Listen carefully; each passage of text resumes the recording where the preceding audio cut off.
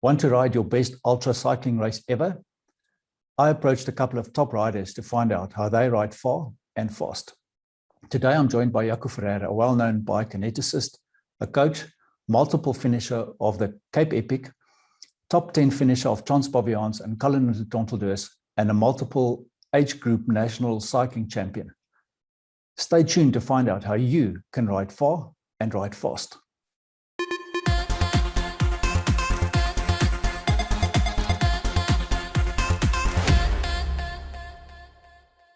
Okay, Jaco, thank you very much for joining me tonight to have a chat about ultra distance riding. It's something which many of us have tried and struggled with, and I'm hoping that you can cast some light tonight on some of the questions that we've got, so that we all can become better ultra riders. So thank you for joining and welcome. Pleasure. Thank you very much, and thanks for inviting me. It's a pleasure. I'm gonna jump straight in and let's do it sequentially and start with preparation.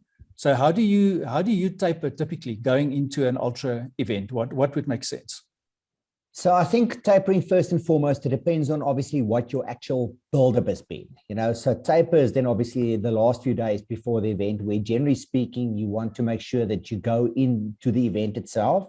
Being an ultra, which will be taking a lot out of you on the day itself, you want to go in there as fresh as possible. So for most people, last big long ride should be at least 2, possibly even 3 weeks beforehand. And then you should start to slow down quite a bit. Maybe not do as many regular rides, obviously not as long rides from that point onwards, but maybe to freshen the legs in terms of the frequency of riding, to do less riding, but to keep the fitness, that you don't lose that, because that's obviously what happens if you ride less, is that you do higher intensity efforts during the shorter rides that you do, that you make sure that you keep the conditioning that you've had before.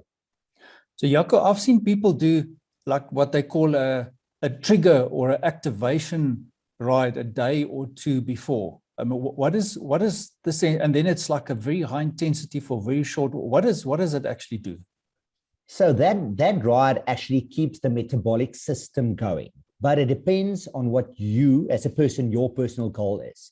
So if your goal is to race the event, then it makes sure to obviously do enough relative efforts to what the event is going to demand, call it distance, call it intensity, and then obviously taper down quite a bit, that you ride less before the event to get the freshness, as we spoke before, but that you keep the fitness as well as possible. And then also, if you want to race, you will be going into the red, notably in the first parts of the race where, the racing is hard until the selection happens. And that's where the high intensity comes in, typically a day or even 2 beforehand. But if it's somebody that just wants to finish the event, obviously anything that you might do wrong the day or 2 before, because you are supposedly fresh and you are feeling better, people are not necessarily good to manage themselves in terms of their intensity. And then it's almost better to not ride or so the day before, just so that the legs are fresher for obviously what the event entails itself.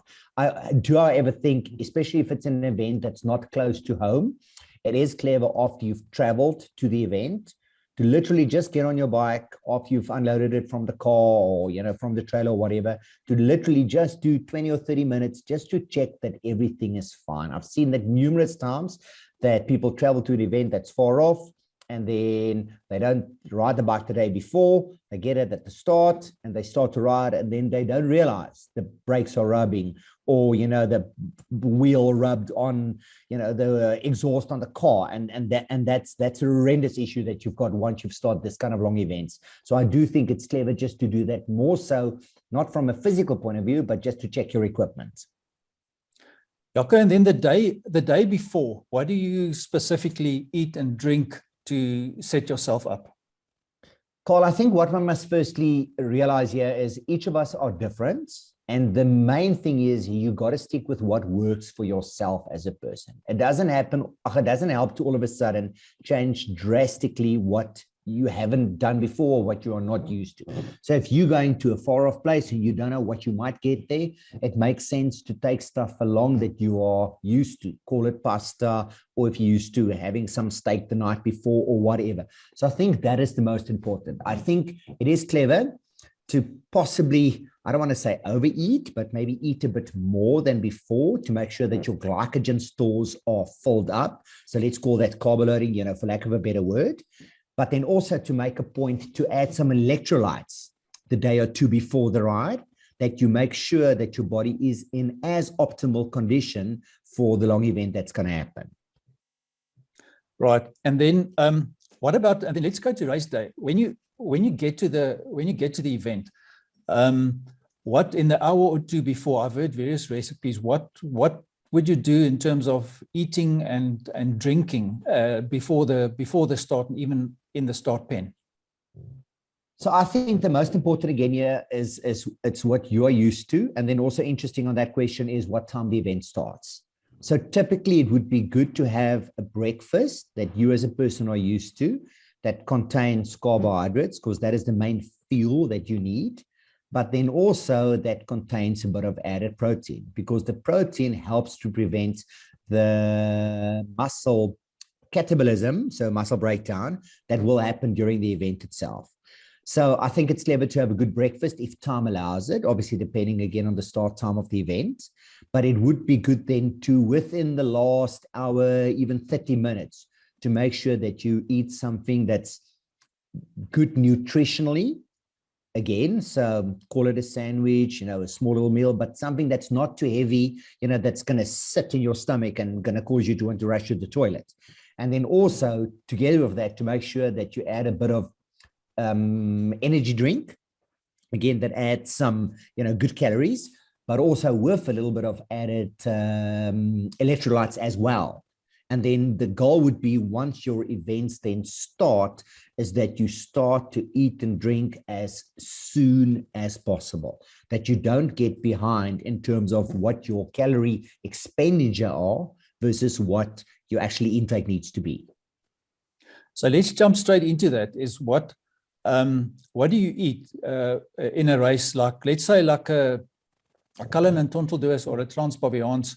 Would you eat real food or energy bars or gels or combinations? And how often? You've just said that you start as early as possible, that 5 minutes that you start, obviously not a gel in the first 5 minutes. How do you work out that plan? Yes. So again, I think it's very dependent on what you as a person are used to. So keep in mind, as you need to train for fitness and training, you also literally need to condition your body to get used to nutritionally be able to utilize the food that you put in. So if you're not used to eating while you are training, then your digestive system literally doesn't know what's going on the moment that you start to eat, if it's not used to it. So I think the goal here would be to, first and foremost, you got to eat regularly. So my guideline in general is to start within 30 minutes, to start to eat and drink, and then to not eat too much at a time, because obviously then it puts more strain on your digestive system, but to eat little by little by little. And a good guideline for me is to have a portion, which is very great, of good solid carbohydrates for every hour that you ride. Now it sounds crazy, but I always tell people, go and look at the calorie expenditure that you've had during a crazy event, and then go and look and actually what you have ingested. And then obviously for you to be able to keep the energy going, the intensity going that you want to ride at, you got to weigh those two up. And once you start to fall behind, then either you'll have to be forced to rest longer at the water points, or obviously you'll need to eat more on the ride itself, or you'll be slowing down.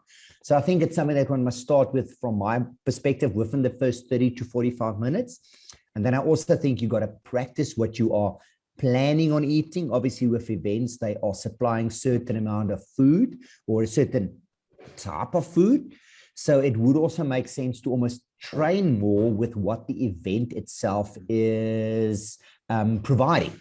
Because otherwise, in order to put the least amount of strain on your digestive and metabolic system, then you'll actually need to take everything you are used to, because then the risks of the body not coping is the least. You will have to take everything with. So if the event is sponsored by Powerbar and you take PVM with or whatever, then you got to carry all the PVM together, so with yourself. Whereas if you are used to Powerbar, but then you got to condition yourself for that as well. Then in terms of the type of carbohydrates, again, my viewpoint, I think the more natural you can be, the better.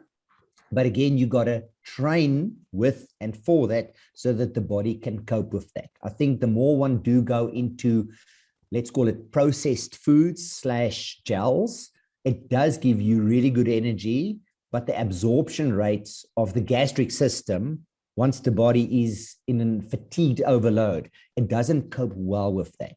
So I think it's almost better to eat more solids and natural foods earlier while you still can, and then keep on topping it up with more supplemental type of foods later on during the race itself. So I normally recommend that one only starts with gels and sweet kind of foods, so high GI, carbohydrates and calories, only literally 2/3 / 3/4 throughout a ride, which is a long time, but you got to manage yourself well before that, because otherwise your glycemic system goes into an absolutely crazy highs and lows, just because of the body can't cope with the amount of sugar, and then you go into a low, and then you crave it again, and then it's up and down, and then you start to feel really bad.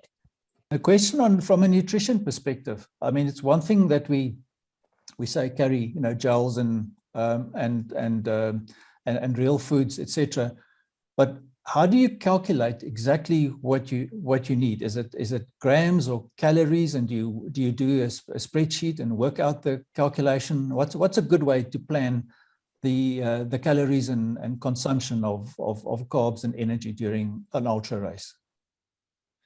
Carl, I think a good guideline here is, obviously everybody's different. Again, it's very dependent on your intensity that you ride at, because the different intensities needs different calorie intakes.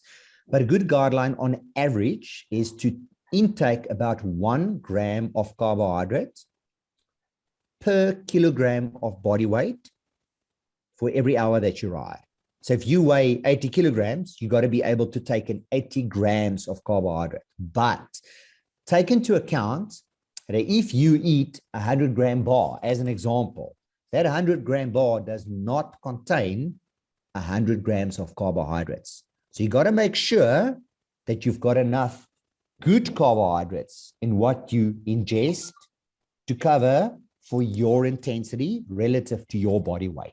So one must make a little bit literally of maths and calculations beforehand, that that the products that you use, again, I think natural is better than going into bars and supplemental things, especially earlier, but that covers enough good carbohydrates versus what your body weight and then obviously your pacing strategy will be like.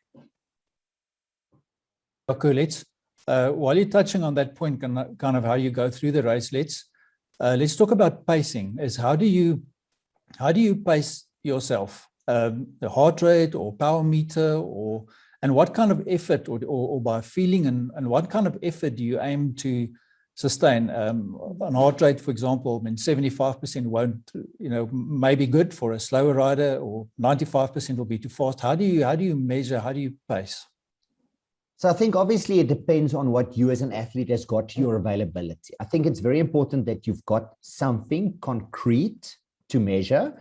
Interesting with heart rate nowadays, with a lot of smart monitors and units being available, I think one of the things one must be careful of is to use an optic sensor, because that unfortunately gives you an idea, but that thing is unfortunately also just not realistic to use. So if you want to look at like usable metrics, a power meter obviously is one, but it does come at a cost. And the other one that's available for most people would be heart rate, notably with a belt. So obviously it depends again on the duration of the event. So if you had to take something like Race to the Sun or Race to the Sea, that's hopefully happening soon, and then you take something like Transperviance and Continental Tonteldoos, and even more extreme, the Muga Grit and Muga itself, then your pacing strategy is going to be totally different based on the duration of the event. So I think in general, a good guideline for most people would be to not ride a lot over 70% of your average pace, call it heart rate or power. So we call that intensity factor. And it's probably better to start a bit slower, but then still have legs towards the end of the event that you can actually keep up or push the heels where it's needed. Whereas blowing yourself initially to possibly try and stay with a faster group that might be just above your ability, but then you're expending so much more energy than what you are not supposed to and used to, and then obviously you pay the price for that later towards the event. So 75% for an ultra endurance event, I would say, is almost too high already.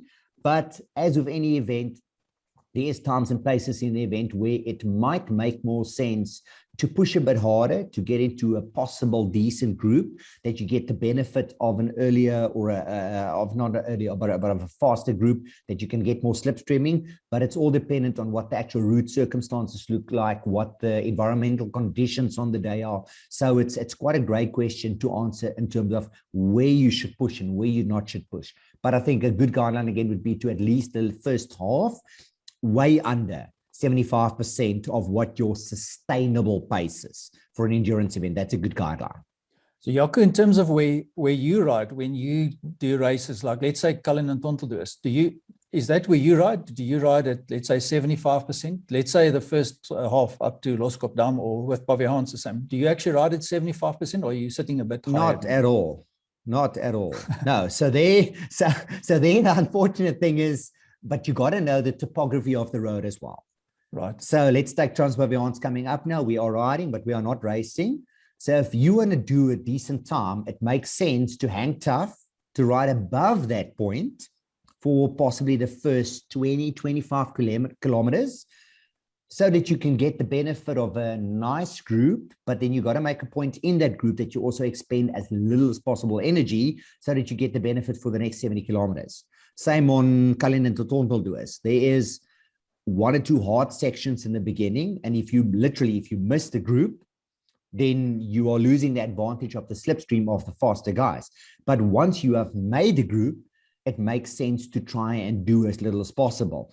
But then you got to save yourself for where you as a rider, relative to yourself, has got to ride by yourself where a group is not going to benefit you. So on something like Cullen to Tonteldoos, that is literally after the Loskop start, where it's the Loskop Dam midpoint, where the race splits up, because that's where the hills start. And then needless to say, on Transpaviaans, that's where the Fangs, and Mac itself, that's where the race splits apart. So if you don't look at yourself during the initial part, then you will pay the price on the hard part where no slipstreaming is going to help you. But you got to play that gamble and that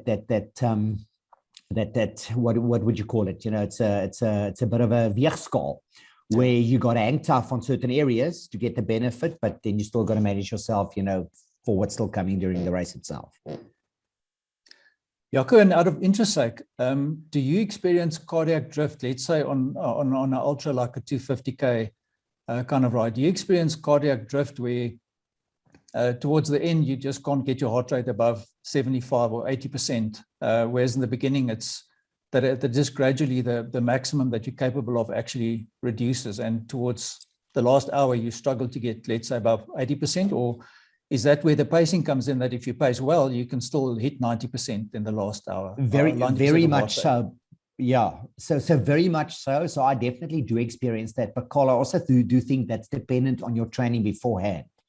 So the more accustomed you are to put your heart under pressure over that duration, the less the cardiac drift will be. But then also, obviously, the better your pacing initially and the better your nutrition initially will be, then the less cardiac drift you will have. Whereas people have to overextend themselves, it's possibly warmer than what they are used to, then it might get harder to control the heart rate initially. So it goes higher, easier. And then because of the heart getting tired, being a muscle itself, it literally doesn't want to pump anymore at the end. So then you can try what you want, but you just cannot get it up anymore. So that is a very relative thing that we see during these long events. We typically call it decoupling as well. If you look at power stats, because then the power stays fairly consistent, whatever that might mean, but then the heart rate is physically just not in line with what the power was versus the first half or third or whatever.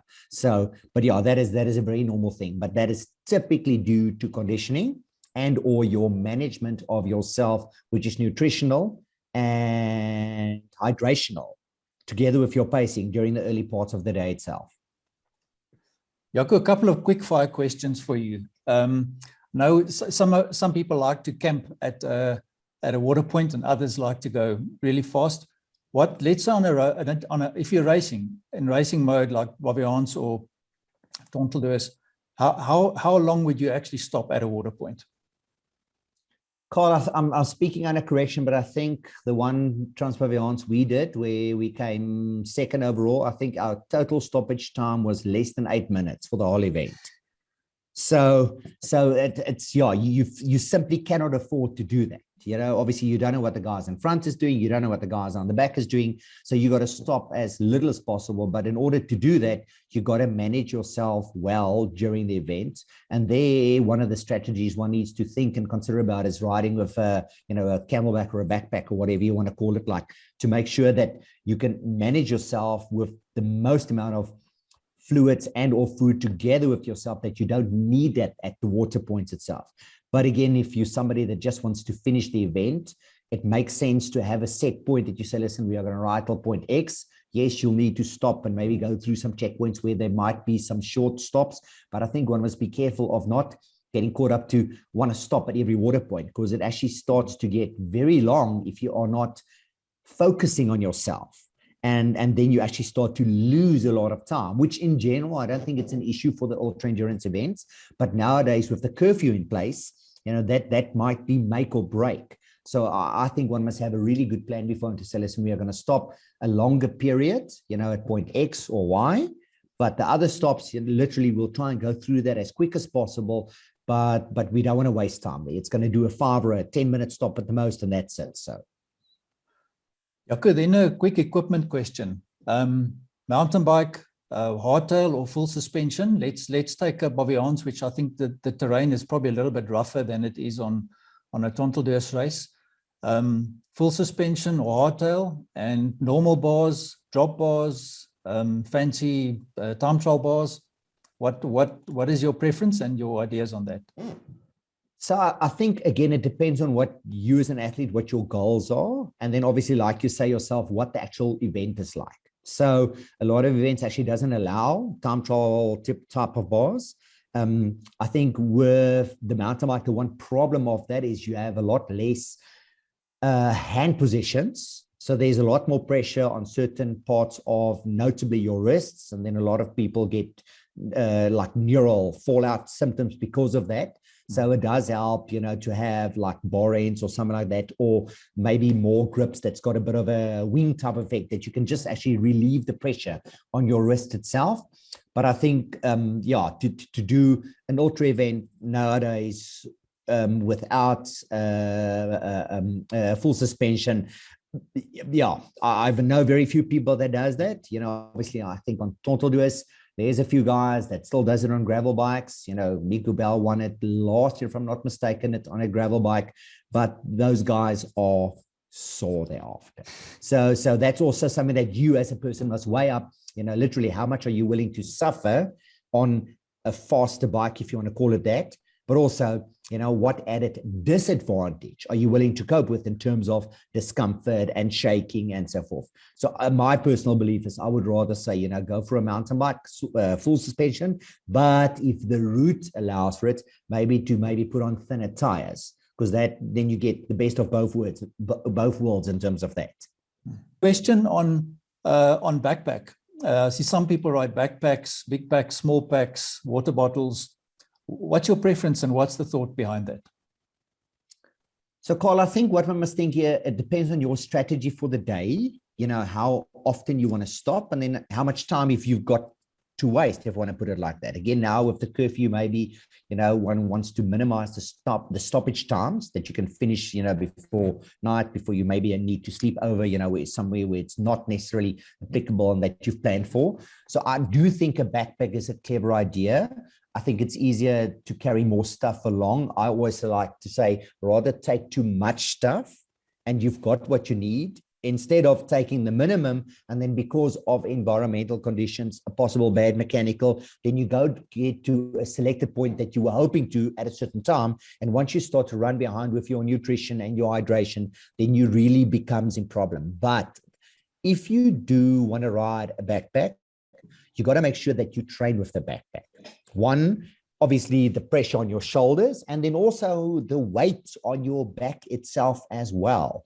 But my preference would definitely be to take a backpack. If you look at what all the top guys are doing, both locally and also internationally, notably on the gravel scene in the US, the guys are all racing with backpacks. Because if you want to do a good time and you want to keep with a certain group, and the group is possibly not stopping and you have to stop, then you are missing the bus. So I do think it's a clever plan to use that, but I also do think then it's something you got to make sure that you train with, because that is another 2 to 3 kgs extra on your back. Jaco, then last question in terms of race day is something which all of us experience is pain. And let's say not necessarily leg pain, because all our legs are sore, but things like neck pain and your bum is sore and your hands are sore. How do you deal with that kind of pain? Would you take medication? Do you just HTFU? So not the normal muscle pain, all those other pains that develop, back pain because of discomfort. How does one deal with that? So I think firstly, the amount of pain that you are possibly relative to experience would be dependent on what your expected finishing time will be, and then on your choice of equipment. So I think to make sure that you get the least amount of pain, you got to try and literally do all relative, the most kind of conditioning that your body is used to it. Because otherwise, the pain is going to start to happen sooner, and then it starts to override everything. And obviously, you don't want to travel all the way to event and then not finish it. So my personal view is, and I also do it sometimes, you can take medication. It does help, but I don't think it's clever to use medication on an ultra endurance event. Because the one thing here is you are masking certain telling signs that is literally telling you that the body is not cope. And then, take, for instance, Munga and events like that. I know people that they can't feel their pinky fingers for 6 months down the line. So obviously, I'm not saying once you're in the event, you got to stop, because that's a very hard decision to make, but you got to also take your health into account. So the better your conditioning is beforehand for the event, I think the least those issues will happen. But then also the better your equipment choices, call it your gloves, call it your bar grips, and so forth, the better it will be in terms of that. Then it almost makes sense to sit and wait a bit longer at some of the water points, relieve your bum, that it feels a bit better, put on some chamois cream, and there you go for again. So the other problem with medication as well to manage that is if people are not very in tune with their bodies, then because of the underhydration, because of the intensity of the event, and obviously the extreme endurance of the event, then the medication works in very negatively on your kidneys. And that can be a confounding negative effect as well. So like I say, I do that as well sometimes, but my first choice is to be very aware of what's happening with my body so that I don't cause long-term effects thereafter. A quick one for you in terms of when the wheels come off, when you bonk, how do you fix you're 200 k's into the race and the wheels come off and you feel like you can't go, complete bonk. How do you fix that? So the easiest for that, well, not the easiest, the best for that would be literally to obviously forget your ambitions, stop at the nearest water pointer as much as what you can, refuel well. Firstly, I think would be good with solids, because that is sustainable energy. And then obviously you got because if you've bonked, your blood sugar has dropped a lot. And then you want to get your blood sugar up. But a lot of the times, if that has happened at that kind of time in the event, then it's because of the intensity being really high. And then also a lot of the times the heat having been quite rough. And then to take in a lot of sugars, it causes people to get really, really nauseous. So the first thing would be to try and get your body temperature down, and then literally to start to fuel up with your carbohydrate stores again, which in more natural carbohydrates, I think it's the better way to go there, rather than, again, more processed / sweet related things, although that will lift your blood sugar the easiest and the quickest again. Thanks, Jaco. After the race, we finished. We got to the end. how do you, in terms of recovery, let's talk about recovery immediately in the first hour or two after the race. I think a common thing is for people to grab a cold beer and a pizza or a burger. Is that the best advice in terms of, let's say, the hour after the race for recovery? What do you do for immediate recovery? What do I do, or what should I do? Well, if you're happy to share both. So I think the first and foremost thing is one must realize of how the importance for yourself is after the race. So for most people, an ultra endurance event in itself is quite rough, and you're just so grateful to finish it that you don't worry if you gonna or want to ride your bike again the next day. So then literally anything goes. I also do think your body is so low on calories directly after such a race that anything that you eat and drink will be well absorbed because your body is craving that. So yes, a beer is not the best thing here, notably because obviously it puts added strain on the body to start or to try and remove the alcohol. But anything else, calorie-wise, I think just goes down well. But if the focus point is to recover as quick as possible so that you can do another good training day or two. So if you actually use that ultra endurance event as a means to an end for something else that you might do as well, then good calories, again, something that you are used to, that's got the least amount of fiber in, that's got really good carbohydrates in, then that will be the best ideal in terms of that. But I think for most people, to have a pizza, to have a beer or something like that, there's nothing wrong with that after the effort that it took to finish an event like that. So you definitely deserve to take a day or two a bit easier before you can start to get on the bike again. And that's if you want to get on the bike again. So part celebration and part recovery makes complete sense. And completely fair. So yeah, you want to eat, but you definitely don't want more pressure because the pressure has just happened for the past 10, 12, 15 odd hours. Yeah. Jaco, very last question. Do you take rest days after an ultra race? So you've put your body through 10 hours if you're a top athlete, 12, 14 hours mid-pack, and you've spent, let's say, many hours on the road hammering your body.